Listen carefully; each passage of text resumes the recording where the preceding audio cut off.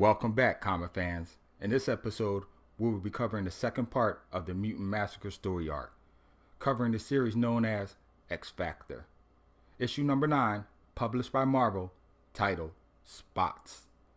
Freedom Force, the mutant-operated government group previously known as the Brotherhood of Evil Mutants, attempts to apprehend the fugitive known as Rusty Collins, aka Fire Fist, in Central Park.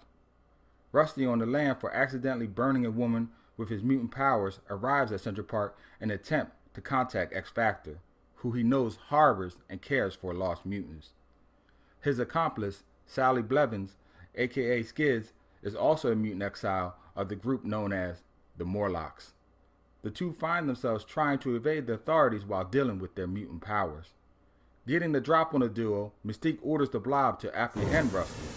Firefist immediately ignites a flame to deter the human mass, but seeing that it has no effect on him, decides to run instead. But Avalanche puts a halt to their plans. While on the other side of the park, the group known as X Factor scours the ground looking for their lost comrade. Unwillingly, the team finds itself among the drove of reporters located just outside of the Hellfire Club. Under the scrutiny of questions, the group notices one of their most powerful enemies dressed incognito nearby. Deciding that a confrontation with their nemesis could potentially lead to too many casualties, they let him slip away into a nearby building. Besides, their friend Rusty is still in need of their help. Elsewhere in the park, the two fugitives momentarily manage to evade custody, or so they think. Ensnared in Spider-Woman's energy web, the Blob is able to grab a hold of his elusive prey, but unbeknownst to him, the commotion has garnered the attention of New York citizens. A mob forms and attacks Freedom Force, protecting Skid and Rusty from what they perceive as yet another mutant menace. An officer decides to take matters into his own hand and fires at the government officials. The gunshots alerts X Factor to the scene of the ruckus. Determined to protect people, even mutants who fight against them, Scott orders Hank, Bobby, and Warren to try to calm the crowd, while Jean shields their target with telekinetic energy. Mystique, able to show her badge of office, is eventually able to de-escalate the situation, while in the confusion, Skid was able to lead Rusty away down a nearby street grid to enter the Morlock underground labyrinth into what she hopes is their safety. Meanwhile, back at X Factor headquarters, a mutant by the name of Artie Maddock gets a telepathic holographic image. It displays his friend Rusty being pursued by Freedom Force into the sewers and of a more impending threat. Refusing to sit around and let his friend succumb to danger, Artie outlines his image on the wall, leaving a note in the only way he knows how for the returning X Factor to follow. A few hours later, upon the return of the team, they discover Artie's message and deduce his intentions.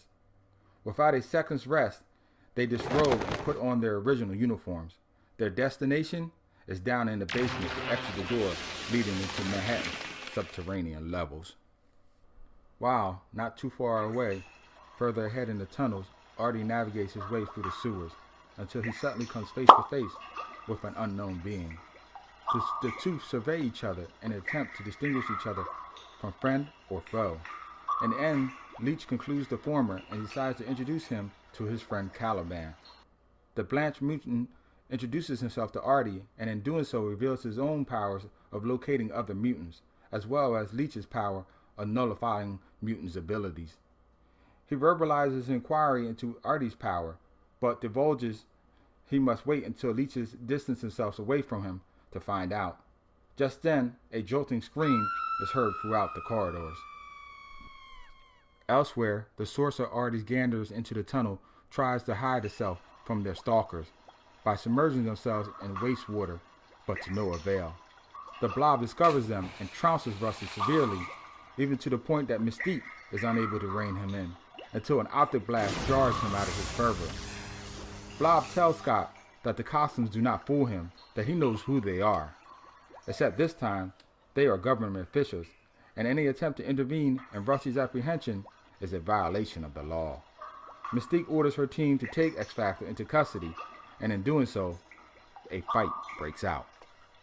Immediately, Spider-Woman unleashes an energy web hoping to ensnare the X-Factor as Avalanche brings down the ceiling on the entire team. Mystique guards Destiny from the battle, but the Old One tells her leader that if they stay in the tunnels, certain death awaits them. Angel rams into Avalanche, disrupting his assault, while Iceman entombs Pyro in a block of ice. But his flame surrounds the block, effectively melting it away. But before his feet are free, Beast neutralizes the infernal foe, eliminating him from the fight. Meanwhile, Spider-Woman gets a drop on Marvel Girl and Angel, only to discover that she has dealt a blow against her own ally. In the midst of her confusion, Beast takes advantage and gains an upper hand on their arachnid foe. Immediately, Destiny runs to Mystique's aid and warns her again of her premonition of Freedom Force's doom if they dally much longer in the Morlock tunnels.